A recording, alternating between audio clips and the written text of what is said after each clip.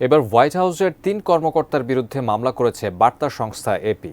২১শে ফেব্রুয়ারি ওয়াশিংটনের একটি ফেডারেল আদালতে মামলাটি করা হয়। কিন্তু কেন এই মামলার মুখোমুখি হলেন তারা? বিস্তারিত লিমা সায়ন্তীর ডেস্ক রিপোর্টে।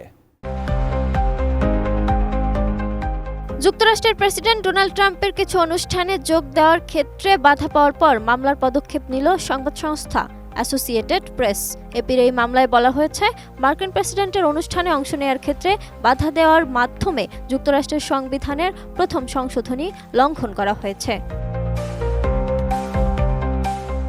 দেশটির সংবিধানের প্রথম সংশোধনীতে মত প্রকাশের স্বাধীনতা নিশ্চয়তা থাকার পরেও হোয়াইট হাউস প্রশাসনিক কর্মকর্তারা বিধি লঙ্ঘন করেছে, যার কারণে তাদের বিরুদ্ধে মামলা করতে বাধ্য হয়েছে এই সংবাদ সংস্থাটি।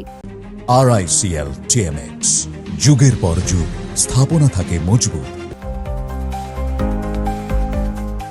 প্রেসিডেন্ট হিসেবে ক্ষমতায় বসার পর মেক্সিকো উপসাগরের নাম পরিবর্তন করে আমেরিকা উপসাগর রাখার জন্য একটি নির্বাহী আদেশে সই করেন ট্রাম্প। ওই আদেশ অনুসরণ করতে এপি অস্বীকৃতি জানিয়েছে বলেও জানা গেছে। এরপর 10 দিন আগে থেকে তাদের সাংবাদিকদের হোয়াইট হাউসে প্রবেশ করতে দেয়া হচ্ছে না। এমনকি মার্কিন প্রেসিডেন্টকে বহনকারী উড়োজাহাজ এয়ারফোর্স ওয়ানেও প্রবেশের অনুমতি দেয়া হচ্ছে না এপির প্রতিবেদকদের।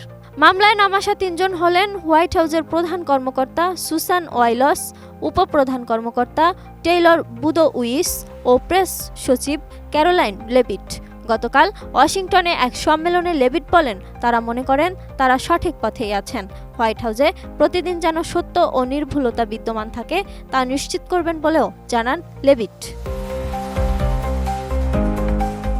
এদিকে নিজেদের নীতিমালায় এপি উল্লেখ করেছে, মেক্সিকো উপসাগর নামটি 400 বছরের বেশি সময় ধরে ব্যবহার করা হচ্ছে। এই উপসাগরের নতুন যে নাম ডোনাল্ড ট্রাম্প বেছে নিয়েছেন সেটি মেনে নেয়ার পাশাপাশি উপসাগরটির আসল নামই ব্যবহার করবে এপি।